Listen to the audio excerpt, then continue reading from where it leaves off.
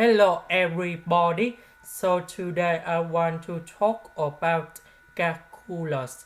The topic that is about divergent and convergent. So now I want to show you how to answer. We need to use about ratio test. So in this situation, we need to put about a and equals to this one. And the second one, we need to put about a n plus 1. So we put n plus 1 going here and here. So now we have like this.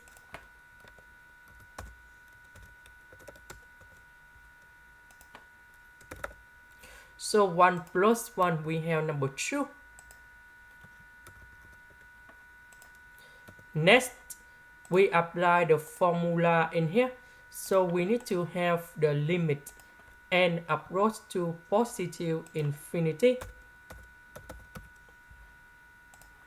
And now we have the absolute value that should be about a n plus 1 over a n. So this one, that is about this one. This one going here. Next, about n plus 1 factorial, we can put into n factorial multiplied by n plus 1. This one we can change by 2 to the power of n plus 1 and number 1 in here. So number 1 we put outside, and that is about 2 to the power of number 1, and we can put number 2.